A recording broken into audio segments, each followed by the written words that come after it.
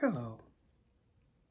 Gonna lay down my burden down by the riverside, down by the riverside, down by the riverside.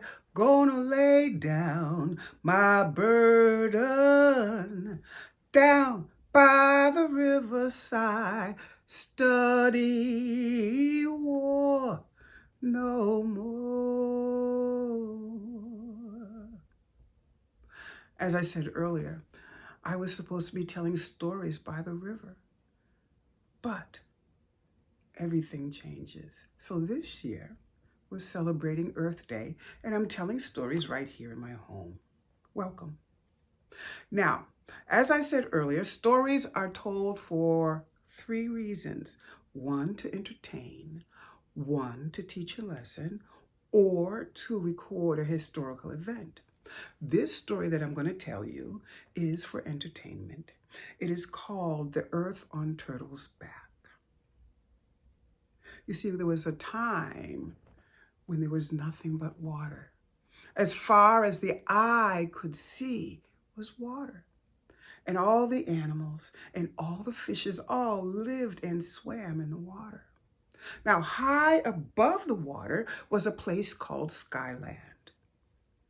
In Skyland, right in the center, was this huge sacred tree. This tree was bountiful with all of the vegetables and fruit and flowers you ever would think about seeing. It had 4 sacred roots going into 4 different directions. These were deep roots. Now, in Skyland, there was an ancient and wise chief, and he and his wife were having a baby. One day, his wife had a dream, a very, very powerful dream. She dreamt that the sacred tree had been pulled up. She told her husband, the ancient chief, and he was sad. You see, the custom was whenever anyone had a powerful dream, everyone would do all they could to make that dream come true. The sacred tree would have to be uprooted. The chief called together the strongest in the village in Skyland, and they all gathered together and locked arms around the sacred tree and started to pull. They pulled up, and they pulled up, and they pulled up, but they could not uproot the tree. Then ancient and wise chief decided to try himself. He went around the tree, he wrapped his arms around this tree, and he started to pull. He pulled, and and one more time,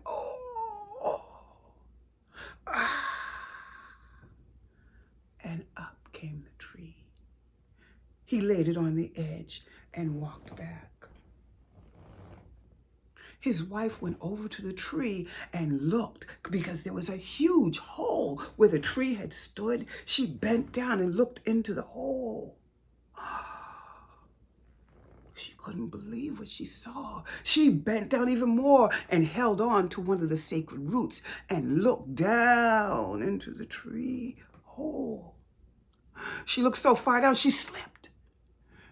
And in her hand, she grabbed the tree and the branch, and out of it came sacred seeds. She fell down and floated through the air. Well, all the animals looked up. And one said, "Look, someone's falling down. They're coming through the air." And Sky Woman started to float down. 2 swans swam up and caught her right in middle of their wings and slowly brought her down and held on to her. As soon as they brought her down to the water, all the animals looked at her.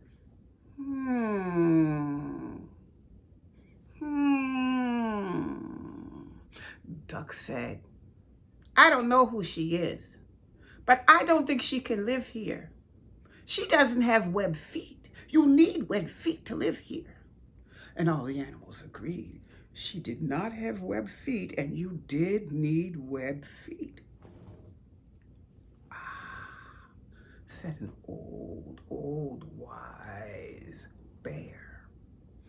I heard that way down deep under the water, there's this thing called Earth.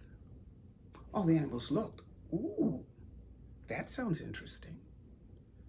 Someone would have to go down and bring the Earth up so that she could stand on it. That sounds interesting. Who would go down? I will, said Beaver. Beaver is very, very strong, and he knew it too. Beaver got into the center and dove down and swam and swam and swam through the water. Down, down, down, down Beaver went, and all of a sudden Beaver got so tired that he had to stop, and the water floated him back up to the surface. Loon watched what was happening. Loon said, I'll go. Loons always had strong wings. Loon dived down to the middle and went down and swam and swam and swam. Down, down. The water got dark all around him. Swam, swam, swam. Down he went, down, and then, he got tired, and he stopped, and he too started to float up, up, up through the water and out to the surface. Well, one by one, different animals tried, and one by one, they couldn't quite do it. Out from the group in the back was a small voice. I can do it. Everybody looked around. Who was that? It was the little muskrat. All the other animals looked.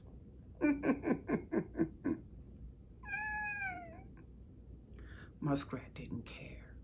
She knew she could do it. And so she did. She dove down into the water and went down and down and down. She went down and down she swam. She got tired, but she was not going to give up. Down and down, the water got darker. Her lungs started to hurt, but she was determined. She was going to be able to do it. And down and down and down. And when she felt like she could not do any more, she stretched out her little paw and scooped up this thing called Earth, held on tight, and started to float back up through to the center and the surface. When she came back, all the animals looked at her. They thought that she had failed. But Muskrat pulled up her little paw, and in that paw was Earth. All the animals couldn't believe what she had done. Well, she had brought up the Earth. Uh-oh. Now what are we going to do about it?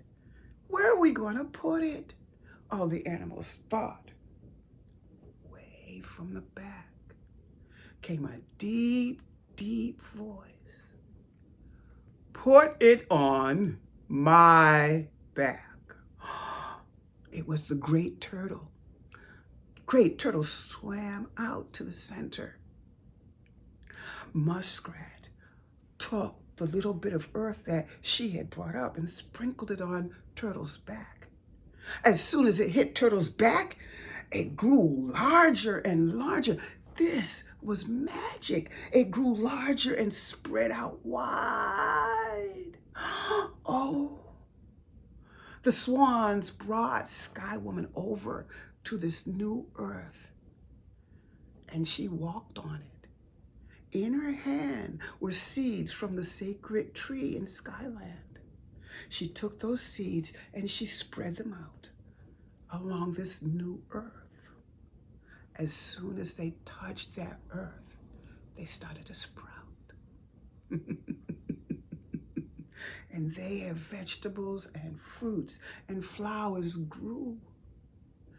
Skyland stayed on Earth. She had her baby on Earth. They were the first ones to walk on Earth. That is how it began, the Earth that we know. And as we walk on a great turtle's back. This is my story. Believe it or not. Take care. Stay safe. Stay sane. We'll make it through.